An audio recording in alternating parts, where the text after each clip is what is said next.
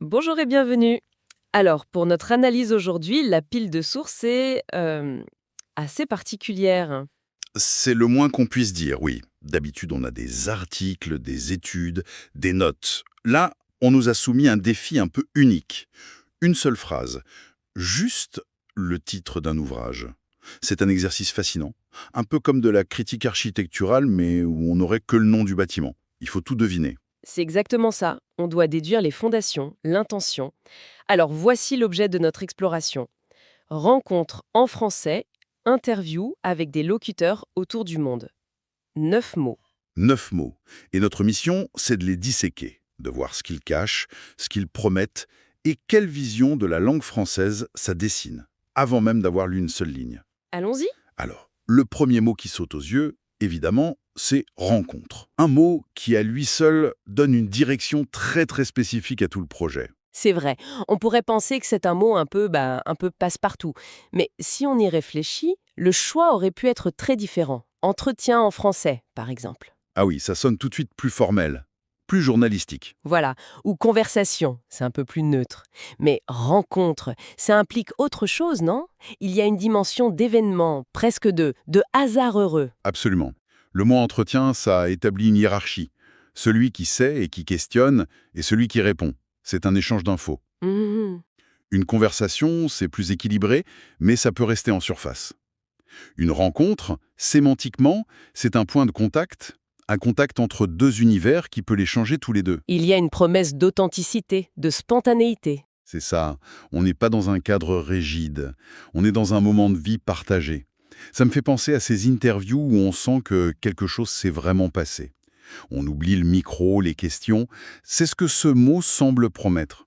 Pas juste des témoignages, mais de vraies connexions humaines. Et juste après, on a cette précision en français. Oui, là j'avoue, la formulation m'intrigue un peu. Ah bon? En quoi? Ce n'est pas rencontre de francophones, c'est rencontre en français. Le un, pour moi, donne l'impression que la langue n'est pas seulement le moyen de communiquer, c'est plus que ça. Comme si c'était le lieu même de l'action. Voilà, c'est ça. C'est une lecture très juste. La préposition est capitale. Elle fait du français non pas le sujet, ni l'outil, mais l'espace. L'espace dans lequel la rencontre se déploie. Le terrain commun. Exactement, l'atmosphère partagée. Imaginez deux personnes, cultures radicalement différentes qui ne se connaissent pas. Le français devient cette pièce virtuelle où elles peuvent se retrouver, échanger, construire quelque chose. La langue est à la fois le chemin et la destination. La destination. J'aime beaucoup cette idée. Ce qui nous amène du coup à ceux qui habitent ce lieu, les locuteurs. Hmm. Et là, je dois dire, ce mot m'a fait tiquer. Ma première réaction a été, pourquoi ne pas utiliser francophone? C'est le terme consacré, tout le monde comprend. Locuteur, ça semble plus technique. Plus distant, peut-être. Oui, Est-ce qu'on ne risque pas de perdre en clarté? c'est une excellente question, et je pense qu'elle est au cœur de l'intention. Disons, politique du titre. Politique, carrément. Oui. Le mot francophone n'est pas neutre. Il est souvent associé à la francophonie avec un grand F, l'institution, l'OIF, un certain héritage. Ah, d'accord, je vois. Il peut aussi porter une notion de communauté, presque identitaire. Alors que le mot locuteur, lui, est beaucoup plus factuel, Et démocratique. démocratique. C'est-à-dire? Un locuteur, c'est simple, c'est quelqu'un qui parle une langue, c'est tout. Ça ne dit rien de son origine, sa nationalité, son niveau, si c'est sa langue maternelle ou pas. Donc ça met sur un pied d'égalité. Exactement. L'écrivain de l'Académie française et l'étudiant à Hanoï qui apprend le français depuis 3 ans, mais qui l'utilise pour débattre de cinéma sur Internet. Ah, c'est puissant vu comme ça. En choisissant locuteur, le titre fait un geste fort. Il refuse de hiérarchiser. Il affirme que la légitimité ne vient pas de la naissance ou du passeport, mais de l'acte de parler. Donc, si je vous suis, c'est presque un acte militant. On sort de cette idée d'un centre de la langue, Paris en gros, et de ses périphéries. Précisément. On dit que la langue appartient à quiconque s'en saisit, ça change tout. Ça valide l'accent québécois, le français matiné de créole des Antilles, celui qui est teinté d'arabe au Maghreb. C'est exactement ça. Ça déplace le critère de la pureté vers celui de l'usage.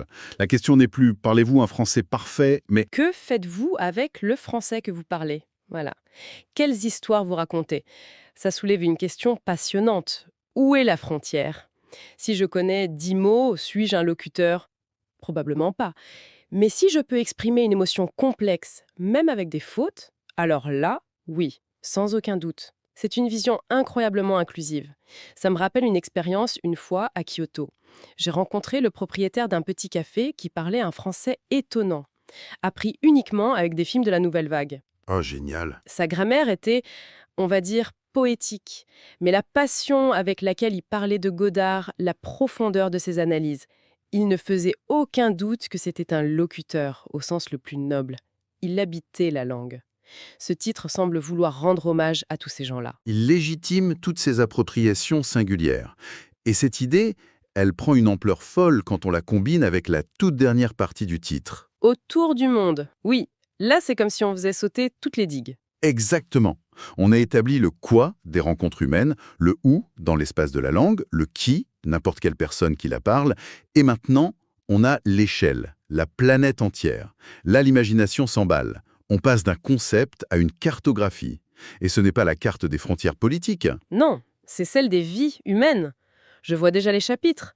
On pourrait commencer à Lafayette, en Louisiane, avec une personne âgée qui parle le français cadien, une langue de résistance. Transmise comme un trésor familial. Je l'imagine avec un accent incroyable des mots qu'on ne connaît plus en Europe. Et puis hop, on saute jusqu'à Cotonou, au Bénin, pour interviewer une jeune entrepreneuse du numérique. Qui invente peut-être de nouveaux mots pour parler de code, de start-up, un français technique, vif, tourné vers l'avenir. Oui, et de là, pourquoi pas aller en Roumanie, rencontrer un médecin qui a fait ses études en français et qui continue de lire la littérature médicale dans cette langue.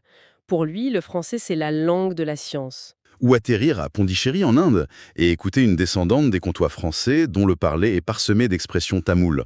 Chaque interview serait une fenêtre sur une réalité culturelle, sociale, historique complètement différente. Ce qui est fascinant, c'est qu'à travers ces portraits, ce n'est pas seulement les gens qu'on découvrirait, c'est la langue elle-même. On verrait comment elle se colore, comment elle se transforme, comment elle s'adapte. On verrait le français non pas comme un bloc de marbre, mais plutôt comme un fleuve. C'est une excellente métaphore, hein. Un fleuve qui prend sa source quelque part, mais qui, en traversant différents territoires, se charge de nouveaux sédiments, change de couleur, de vitesse. L'eau du fleuve au Québec n'est pas la même qu'au Sénégal, mais c'est toujours le même fleuve. Et chaque locuteur est un prélèvement à un point différent de ce cours d'eau. C'est ça. On analyse sa composition, sa température, sa vitalité. On prend le pouls d'un organisme vivant. Alors, essayons de rassembler toutes les pièces. Rencontres, enfoncés, locuteurs, autour du monde. Au final, qu'est-ce que ça nous dit? Quand on met tout bout à bout, ce n'est plus un simple titre. Non, c'est une promesse. La promesse d'un voyage. Pas un voyage dans les exceptions du subjonctif, mais un voyage à travers des vies humaines qui ont le français en partage. C'est aussi, et c'est peut-être le plus important, une promesse de décentrement.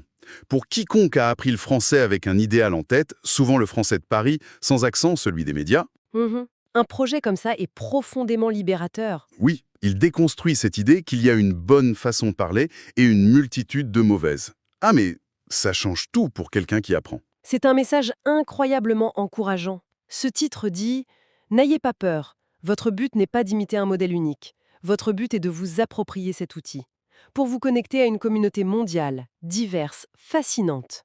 Votre accent raconte votre histoire. C'est une richesse, pas une faute. Parler français, ce n'est pas viser un sommet unique. C'est obtenir un passe-partout qui ouvre des centaines de portes sur des centaines de mondes. La valeur d'un tel ouvrage serait de construire des ponts, bien sûr, mais aussi de faire exploser les clichés. Le cliché du français avec son béret, évidemment, mais des clichés bien plus tenaces. Comme quoi? Le cliché que le français est une langue européenne. Le cliché qu'il est en déclin. Le cliché de qui a le droit de se le réapproprier et de le transformer. Chaque interview serait un argument contre ces simplifications. On passerait de l'idée de la langue française, unique et monolithique, à celle des langues françaises, vécues, incarnées, plurielles. Exactement.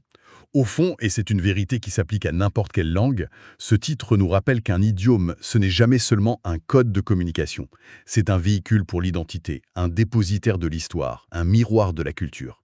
Chaque accent, chaque tournure de phrase raconte une histoire. Et ce titre nous promet d'aller écouter ces histoires. Et il nous dit que la légitimité ne vient pas de la perfection, elle vient de l'expression de soi. En résumé donc, si on devait tenir notre pari du début, ce titre, Rencontres en français et interviews avec des locuteurs autour du monde, est bien plus qu'une simple étiquette. C'est un manifeste, J'aime bien ce mot. Une déclaration d'intention qui promet une exploration profondément humaine, résolument globale et merveilleusement inclusive du monde qui s'exprime en français. En 9 mots, il définit une vision moderne, ouverte, vivante de la langue, loin de toute crispation identitaire. C'est la promesse d'un immense et magnifique portrait de famille, avec tous ses membres, même les plus éloignés. Une synthèse parfaite. Et ça nous laisse avec une dernière pensée, peut-être. Une question pour prolonger la réflexion. On vous écoute. Si on pouvait ajouter un chapitre à cette collection imaginaire, un chapitre qui serait le plus révélateur de notre époque, quel locuteur ou quelle locutrice choisirait-on d'entendre? Serait-ce un jeune créateur de contenu sur TikTok en Côte d'Ivoire qui mélange le français, le nouchi et l'anglais pour créer un langage viral? Une scientifique québécoise dans une base en Antarctique? Ou peut-être un poète haïtien qui tisse des ponts entre le français et le créole? Hmm. La question, c'est que nous apprendrait cette rencontre sur l'avenir même de la langue française et sur les directions complètement inattendues qu'elle s'apprête peut-être à prendre?